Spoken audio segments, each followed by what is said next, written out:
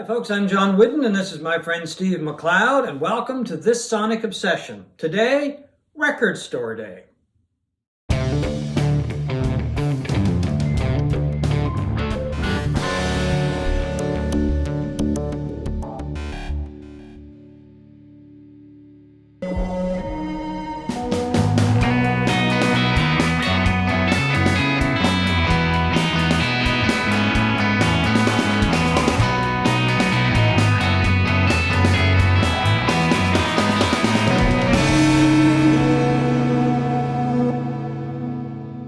Record Store Day. One of those things I think that people either really like or just don't care about. What do you think? It's pretty polarizing. It is. You get the fans. Like, I'm amazed when you see people coming out with a pile of records like that. I mean, I find it to be, really expensive. It's overpriced.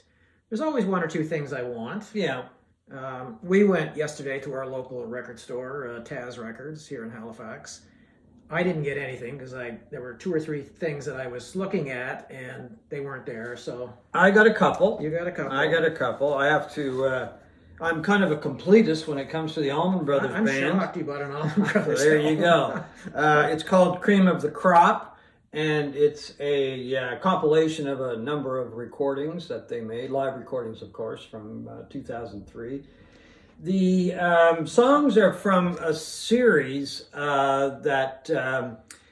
CD series, really, and you could buy these from, I'm not sure of all of the shows. It was available a number of the shows over the years from the Allman Brothers Band. You could actually order the show when you were going in and then pick up a copy of the CDs, usually about 3 CDs in the package, after the show was over, or I think you could even get them mailed to you. And then they were available on the Allman Brothers website as well. They have been over the years. They put some of the best ones together, 2 or 3 years ago, called it Cream of the Crop. It was a 3 or 4 CD set. They put it out on vinyl for Record Store Day. They normally put something out for Record Store Day. So anyway, I've had a chance to listen to it. It's great. The other one I picked up is Laura Nyro. It's a live album that was released on CD. I'm not sure when exactly it was released, but they just put this out on 2 LPs. It was recorded in Japan. I heard this is really good. I've heard it's very good sound too. Quality. It's beautiful, absolutely beautiful cover. Right? It's her and I think there's 3 backup singers accompanying her on some of the tunes. I've heard bits and pieces of it over the years. It's really nice.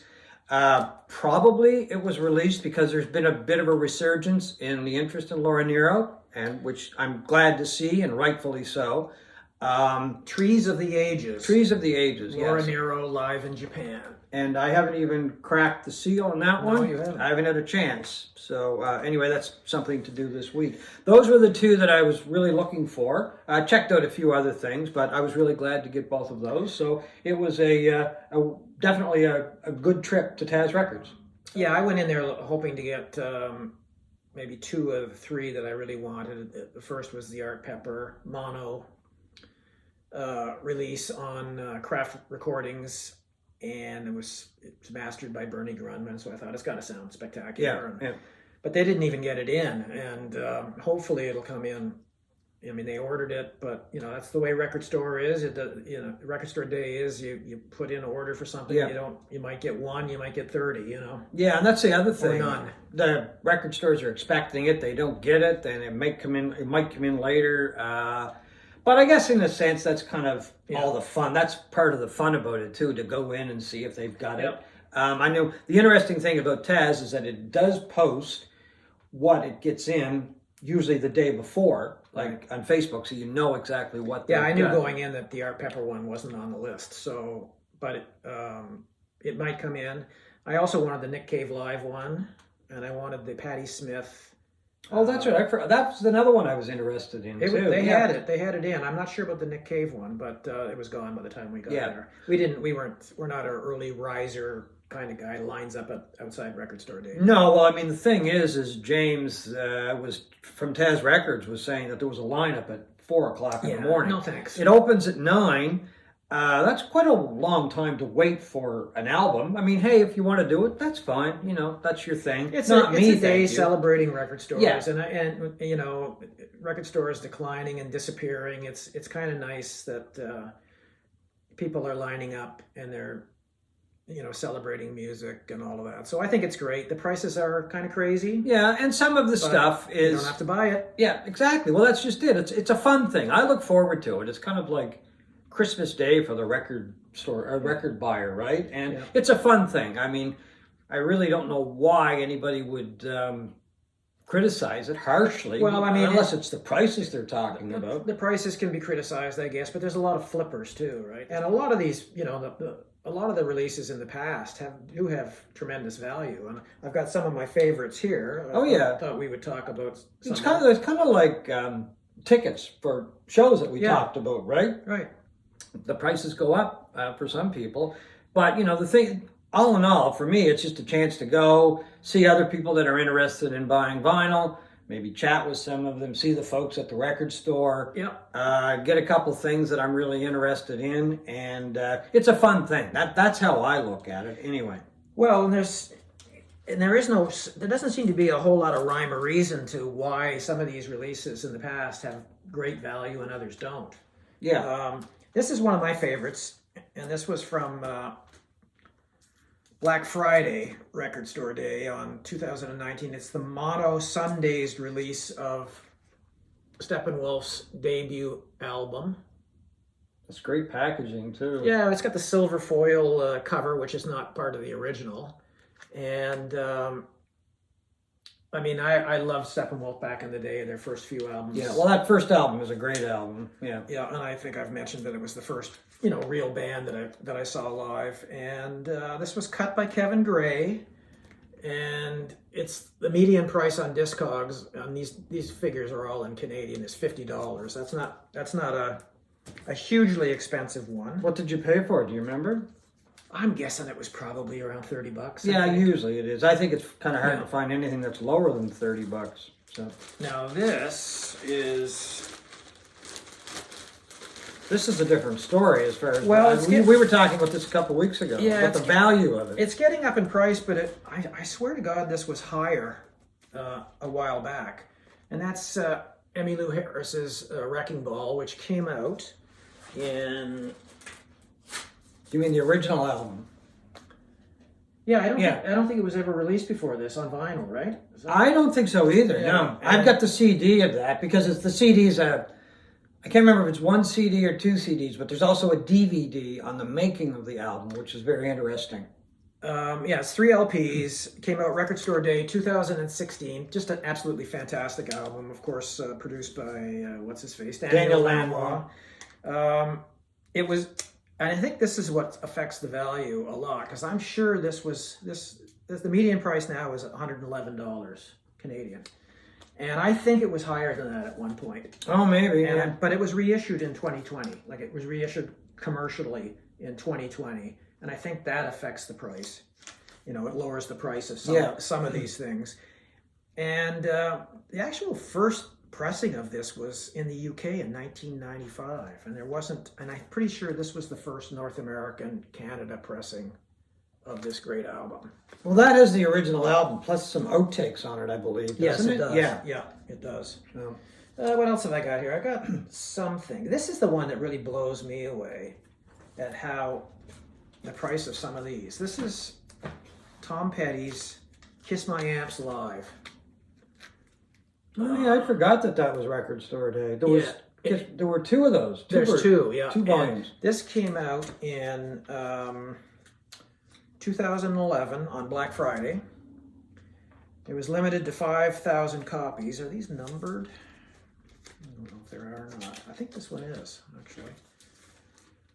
Yeah, I have 1,073 out of 5,000. Cut by Chris Bellman. The median price for this is, believe it or not, is $214. Whoa.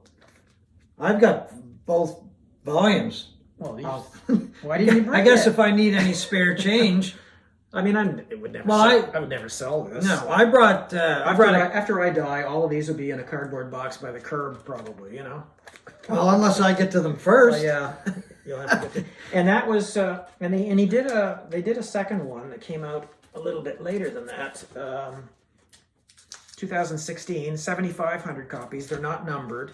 Chris Bellman again. Kiss My Amps Live Volume 2, same kind of cover. And this one, the median price is only $69. It's interesting how there's such a difference between 1 and 2. Well, right? because I guess that's the first. That was the first, Yeah. the original. So what do you got there? Well, I've got one. This is from Record Store Day. What did we say? 2019 or 2020? It was from a year or so ago. Yeah. Anyway, Procol I Harum's. think it was 2019. Yeah, hang on. first I think it's album. 2019. 2019. It's the first album that came out on Record Store Day. It's actually 2 albums in this package. And unlike the first album when it was originally released, this does contain A Whiter Shade of Pale, but it also contains some bonus tracks. So this, when it came out, I cannot remember what it cost when it came out. I can't remember that. The median price is $44, but it's gone as high as $120. So there you go. It's a great album. It's on a label called Fly, which is, I'm assuming, just a very small label. Got the rights to the, got the rights to the, to reissue it for Record Store Day, and away they went. But that just shows you the difference in the median price and the highest price that it's gone for. And it's great. It's a great album, period. But the quality of this is really good too. Another one of my favorites it came out on Black Friday Day in 2010, and it's George Harrison's All Things Must Pass. And this was the first reissue that came out of this in many years. I mean, they were, it came out in 1970, and of course, there were initial flurry of releases. There have been CD releases. There's been all kinds re-releases, of yeah. And this was the first time in quite a few years that it was released on vinyl. And it was 7,000 copies, numbered on the back. This is 2,350. And the median price of this is $164.97, which is pretty good. Pretty good, yeah. But I would think some of that value has been reduced, probably because there's been subsequent releases of this. I've got an original copy of that. I've never checked to see what it's valued at. It's in pretty good shape. The packaging's a little beat up, but that's because it's been moved around quite a bit. But the actual albums are in really good shape. So I've got another one that just came out a couple of years ago, and about a year or so ago now, I guess. I think that was last year. Yeah, this was last year, because if you remember, we talked about one of our favorite re-releases was Deja Vu by Crosby, Stills, Nash & Young, of course. So they had a bunch of alternate versions of songs on that package when they put it out. Then for Record Store Day, they put out some of the alternate versions just as its own album, and it's called Alternates. So I just picked up a copy. I do have the stuff that's on the re-release of Deja Vu. And this has, it's just the alternate versions. It's in the running order of the original, and all the same songs, but just different takes. Yeah, different takes. So it's kind of an interesting thing to have. I actually thought it would be worth a lot more than it is. Well, the median price on Discogs is $38. I can't remember what I paid for. Well, there was a lot. I think they produced a fair number of these, I think. And it's only been a year or so, I think. And so maybe it'll go up in price, I'm not sure. Cut by Chris Bellman. Yeah. I'm sure it sounds fantastic. Yeah.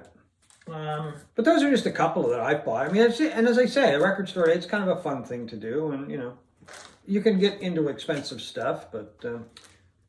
This is The Cure that came out in 2000, Record Store Day 2013. Kiss Me, Kiss Me, Kiss Me? Yeah, that's it. Red vinyl. Beautiful. I think these were numbered to 3,500 copies. And the median price is $113. Not bad. And usually that's what you'll find. We talked about the numbering. A lot of it is in limited editions. Yeah. Not all of them, of course, but a great many of them are limited editions. And then, as Steve pointed out earlier, people go, they're able to buy more than one copy, and then they sell them for, or try to sell them for an inflated price. Yeah. On eBay or Discogs or just somewhere on the internet. Well, here's an example of one that the value has actually fallen quite a bit, and it was, I think, by Neil Young's doing or whatever. This is the Decade Neil Young 3 discs, which came out in Record Store Day 2017. It was limited to 5,000 copies. And I can't remember what I paid for this on Record Store Day, but I probably was close to $60. Oh, with 3 albums? Yeah. 3 albums? But I have an original copy of that. I have no idea what I paid for when it first came out years ago, but it wasn't cheap. I know that. It's fantastic sounding. Cut by Chris Bellman, as you would expect. I mean, Neil Young does a tremendous job on vinyl releases and reissues. But he charges quite a bit more than most people too. So, but this is the median price is $38. Really? That's surprising. Well, it's because Reprise released them commercially the same year. So this came out in Record Store Day, and then they turned around and did a mass release. Okay. Thanks a lot, Neil. So it kind of took the value away from the other ones. Yeah. Yeah, I mean, I don't buy these things for value, but it's kind of a nice side product. And I got a couple here that are quite surprising, I guess. This is the Black Keys, which came out in Black Friday 2010. Brothers. Fantastic album. It's 45 RPM. Comes with a 45 RPM 10-inch in the middle and the CD version. 3,000 copies, and it was cut at Palace in Germany. The median price is $170. Well, that wouldn't have been cheap when it was initially sold, though. No. That's a pretty extensive package. It is, but I think I don't know why I think it was like $40-some. Oh, okay. Well, it could have been, because sometimes the prices don't make any sense, really. Yeah. And the other one that is kind of surprising is Red Hot Chili Peppers. Came out on Black Friday 2011. And it's the 20th anniversary of, what is it? Blood, Sex, Magic, and Sugar. Red Hot Chili Peppers. And the median price is, any guess? What is it, two albums? It's limited edition. This is number 835. No, is it 2 albums in the package? There's 2. There's 2. Median price? And it's red vinyl. I'm going to say $80. $221. Oh, there you go. I mean, is there any sense logic to that? Any logic? Any sense? Not to me, there isn't. And this is my last one that I'm going to show, and it's my favorite, and by one of John and I's favorite bands. And that's one of my favorite Wilco albums, by all means. Yeah, live in Chicago, Kicking Television. That came out in 2010. 2010 must have been an expensive year for me. I think of 3 or. Were you still working then? Yeah, I was still. Oh, well, there you go. So you had all kinds of money. Yeah. This is mastered by Robert Ludwig, and the median price is $369. What'd you pay for it? I gotta think this was probably worth about $80. Yeah, see. I seem to remember that. Yeah, but that was a lot of money. It was a lot of money. It still is a lot of money. 12 years ago. Yeah. And yeah, just a fantastic package. 4 LPs. I was listening to it again last night, and it's just tremendous. Well, it's a great package too. Yeah, so. and that I'm not that we're in Record Store Day for value, but it's a nice offshoot if there is some value there. Not that I'm going to sell these things, but well, the other thing is that it's good for the record stores. I mean, yesterday when we were at Taz, I mean the people that were there, I mean. Most everybody was buying stuff except for you. Yeah. But you'll probably try to pick up a couple things that are issued for Record Store Day. It's a fun thing. That's what it is, and it's a good opportunity for people to get out to the record stores. Great opportunity, I think, for the record stores to increase their profits for the year. Hope you've enjoyed this Sonic Obsession.